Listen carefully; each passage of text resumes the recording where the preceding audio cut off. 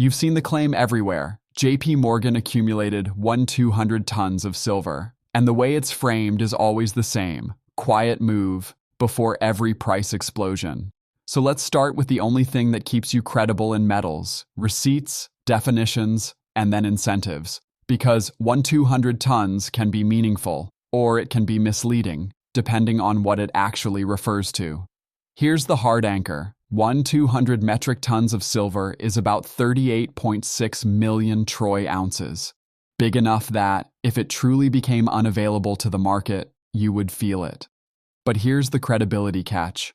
Most viral versions of this story don't show primary documentation that JPMorgan itself owns that exact amount outright. A lot of the internet blends together three different roles: who owns the silver, who stores the silver, and who is custodian for someone else's silver. Those are not the same. And if you mix them up, you'll sound confident and still be wrong. Now, before we go any further, I want to make this personal. Because if you're watching this as a normal person, you don't care about vault categories and bar lists as trivia. You care about one thing. Does this mean silver is about to rip? And what does it mean for my money? If you own SLV or miners or physical coins, or you're just trying to hedge inflation and chaos, the real risk isn't missing the move. The real risk is getting chopped up by the path. Because silver doesn't move like gold. Gold is the ocean liner. Silver is the speedboat in rough water. When the market gets choppy, the speedboat throws you around first. So today, we're going to do this the adult way. What would JPM accumulates 1,200 tons even mean? What evidence would you need to treat that as fact? What signs would confirm that a quiet move is turning into real price pressure? And why the biggest silver price explosions usually happen after the market humiliates everyone first?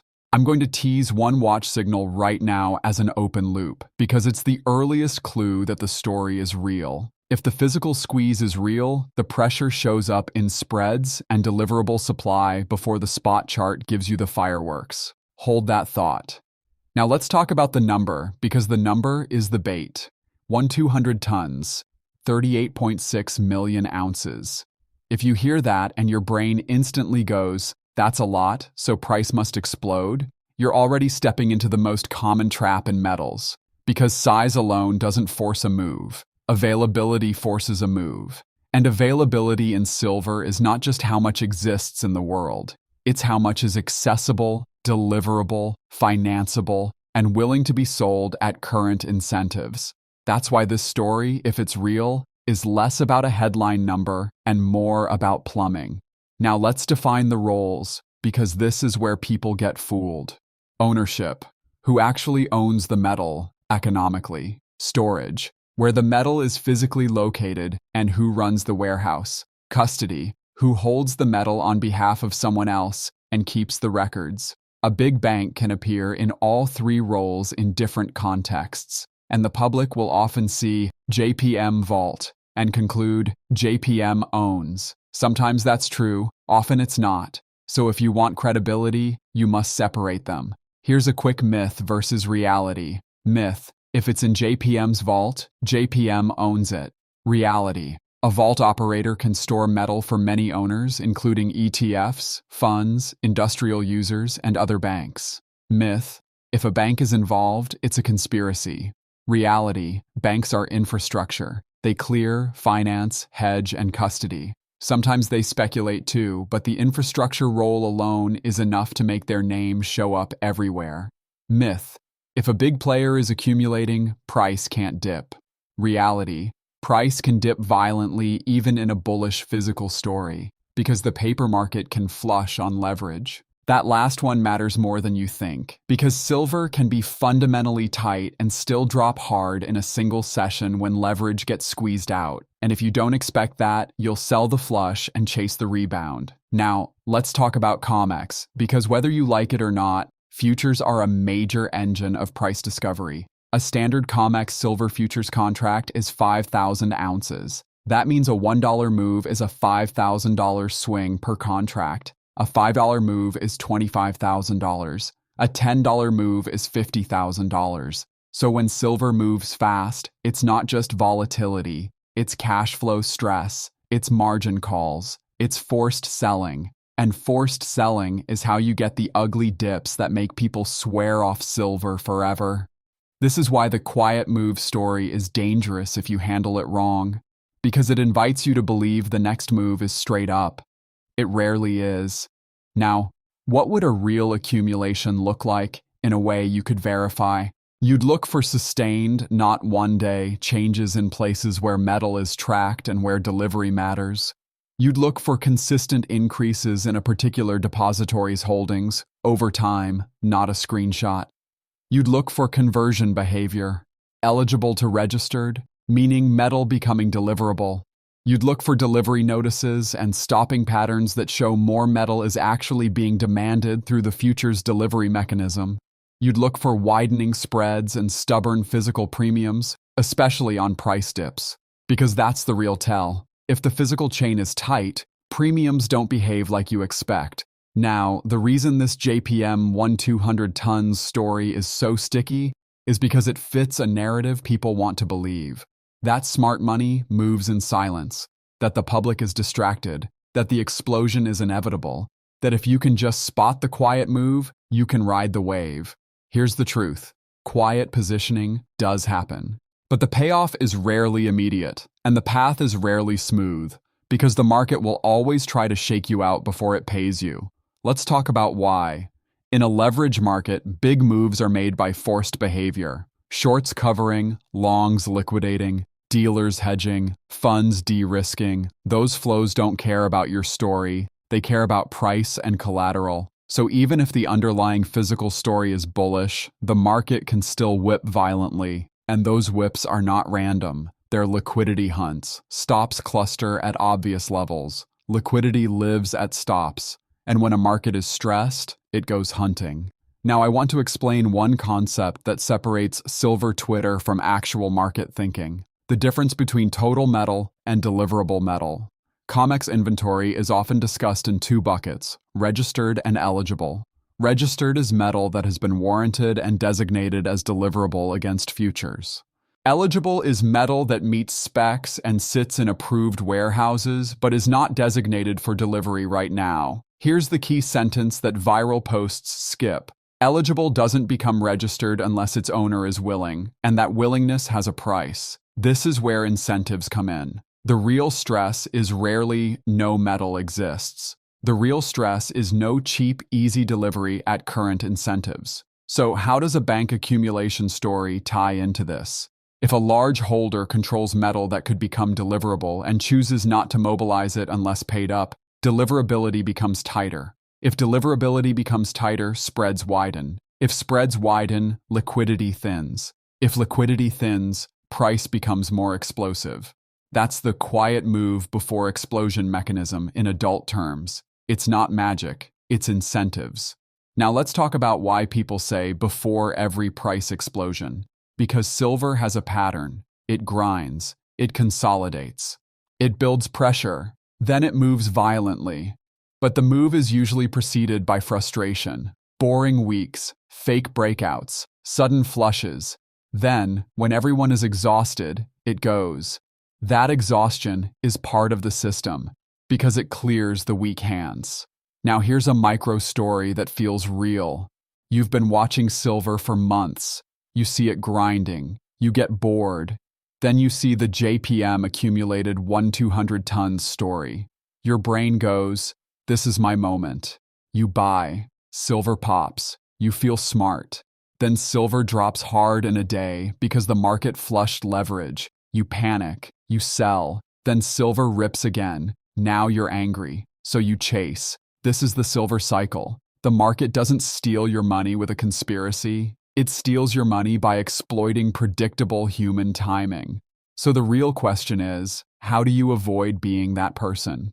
You stop treating the story as a straight line forecast. You treat it as a regime where volatility is high, positioning is sensitive, and the path is dangerous. Now, let's address the evidence question head on. What would be the strongest forms of evidence that JPM is accumulating in a market-moving way? 1. Official warehouse stock reports showing consistent increases at JPM's depository over time. 2. Delivery notice patterns that show metal being stopped consistently in size, implying delivery demand is real. 3. Conversion behavior where eligible becomes registered, indicating a push toward deliverability. 4. Persistent physical premiums that stay firm even on dips, suggesting tightness in the real supply chain. 5. Changes in lease rates or financing spreads, which can signal tightness in the metal lending market. Now, if you don't have those, you might still have a compelling narrative, but you don't have confirmation. And confirmation matters because silver punishes people who confuse narrative with timing. Now, let's talk about the price explosion itself. What does it look like? It usually starts with a squeeze, a move through a key level, stops hit, shorts cover, momentum money piles in. Then, just when everyone thinks it's easy, it flushes. Because leverage got too hot. Because dealers needed to hedge differently. Because brokers tightened house margin. Because liquidity thinned. Then it rips again. Up hard, down hard, up again. That is what a silver explosion often looks like. And if you want to survive that, your position has to be built for the path. Now, let's inject some debate energy, because the best retention comes from friction. Pushback. If banks are accumulating, isn't that manipulation? Answer. It can be many things. It can be a hedge. It can be client demand. It can be inventory management. It can be speculation. The key point is not the moral judgment. The key point is the market impact. Does it remove supply from availability? And does it tighten deliverability? Pushback. So should I buy right now? Answer. The right question isn't buy or sell. The right question is, how do I size and structure so I'm not forced out in a flush? Pushback. Isn't silver supposed to be a safe haven? Answer. Silver is a hybrid. It can behave like a safe haven, and like a risk asset, and like an industrial input, sometimes all in the same week. That's why it whipsaws. Now here's where we connect this to what you can actually watch, because I don't want you leaving with a story. I want you leaving with a dashboard. Watch number 1, registered trend. Is registered steadily declining, stabilizing, or replenishing?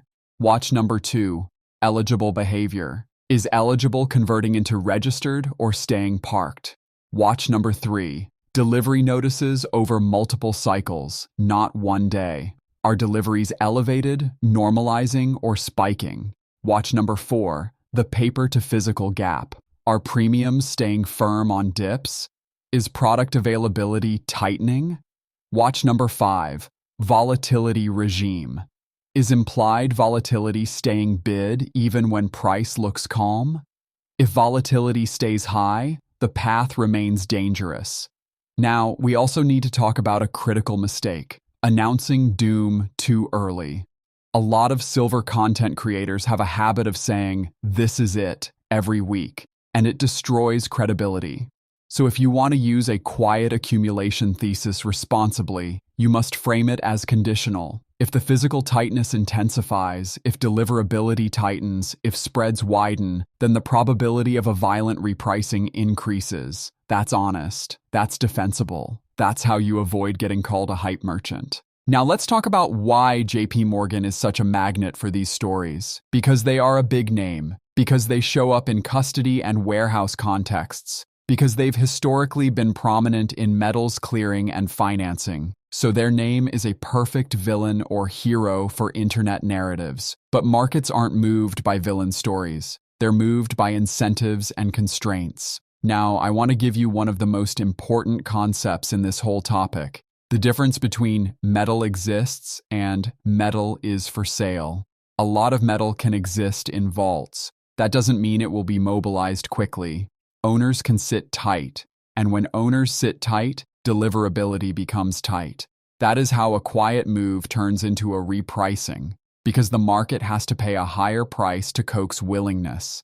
Now, let's tie this back to your own life. If silver reprices violently, it can hit you in multiple places. If you own silver ETFs, your portfolio swings. If you own miners, your equity exposure swings more. If you run a business that uses silver inputs, your cost structure changes. If you hold physical, your premiums and availability can change in ways that don't match spot. And if you're not prepared emotionally, you'll make the worst decision at the worst time. That's why we keep coming back to the same idea. In silver, survival beats prediction. Now, I want to give you one practical, do this, not that, set. Do. Size your position so a violent day doesn't force you out. Do. Expect two-way trade, not a straight line.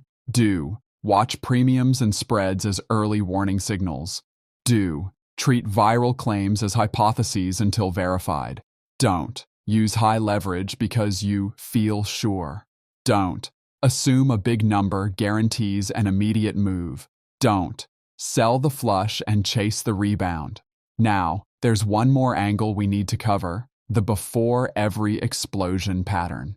People say that because they remember past episodes where silver looked boring, then moved. But here's what they forget. Those moves were preceded by conditions, not just someone bought metal. Conditions like volatility rising, liquidity thinning, positioning crowding, macro catalysts, delivery psychology, and then a trigger. So if you want to know whether we're near an explosion, you don't just watch one headline. You watch whether conditions are stacking. Now let's talk about triggers. A trigger can be macro, inflation surprise, rate move, geopolitical shock. A trigger can be micro, delivery month surprise, a big stopping pattern, a warehouse adjustment, a margin change. A trigger can be psychological, a round number level breaking and sticking. You don't need to predict which trigger. You need to be positioned and sized so that if the trigger hits, you're not forced out by the first flush. Now, I'm going to give you the cleanest if this is real checklist. If the quiet accumulation is real and meaningful, you will likely see deliverable supply staying tight or getting tighter, eligible conversion not keeping up unless paid up, premiums staying firm, spreads widening, volatility staying bid, and repeated episodes where silver dips are bought aggressively. Those are the signals. Now let's address the question everyone is really asking. So, will silver explode? Here's the honest answer. It depends on whether the deliverability story translates into persistent tightness and whether a trigger forces a repricing. And the more tight the system is, the smaller the trigger needed. That's how non-linear moves happen. Now, let's do one more thing that instantly raises credibility. Split accumulation into 3 testable buckets. Bucket 1 is warehouse presence. If a depository's total ounces rise for weeks, that's real. But it still doesn't tell you who owns it. It tells you where it sits. Bucket 2 is deliverability. If registered is stable or rising, while demand to take delivery is rising, the system is absorbing stress. If registered is shrinking and eligible refuses to convert, that's when the cost of certainty rises. Bucket 3 is behavior at the edge. The edge is the moment price dips hard and buyers appear anyway. That's the market telling you there is a bid that is not emotional. Here's a concrete, clear versus unclear end state example, so this doesn't stay abstract. A clear end state looks like this. Registered stabilizes, delivery activity normalizes, premiums cool, and volatility compresses. Even if price is higher, the system feels calm again. An unclear end state looks like this. Registered keeps drifting lower, premiums refuse to relax, and every rally is followed by a sharp liquidation flush. That's when the market is still searching for equilibrium. Now, another micro story, because this is how the biggest silver mistakes happen. Someone buys because they believe the big bank story. Price dips. They tell themselves it's manipulation. They double down with leverage. Then a larger dip hits, and leverage turns a paper loss into a forced sale. They don't lose because they were wrong about silver. They lose because they were wrong about funding. And this is where people get mad at the wrong thing. They blame the chart, they blame the exchange, they blame the bank, but the real enemy was mismatched sizing. So here's the simplest rule that keeps you alive. If a 10% move would make you do something emotional, you're too big. In silver, 10% can happen faster than your brain can process, especially in a squeeze and flush regime. One more myth, because it matters. Myth: if JPM has it, they'll never let price rise.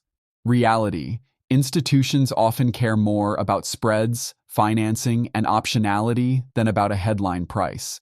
And if you want one watch signal, watch the speed of reversals.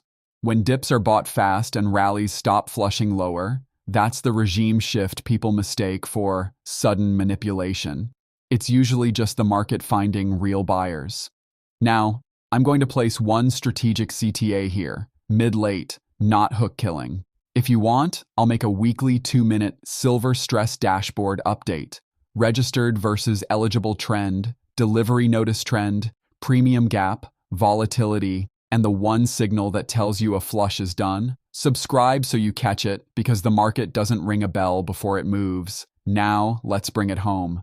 The claim, JPMorgan accumulated 1,200 tons, is circulating. 1,200 tons equals about 38.6 million ounces. That's big enough to matter in scale. But the crucial distinction is ownership versus custody versus storage. Without primary documentation, treat the claim as a hypothesis, not a fact. Then watch the plumbing to see if the hypothesis is affecting the market. Watch deliverability, watch spreads, watch premiums, watch delivery patterns, watch conversion behavior, because that's where a quiet move becomes a loud repricing. 10-word recap: quiet accumulation matters only if deliverable supply tightens and stays tight. And here's the cliffhanger. The next sign won't be a headline about JPMorgan. It'll be the next sharp dip in silver. If premiums refuse to fall and the rebound is instant, that's pressure. And pressure is what turns silver from boring into vertical.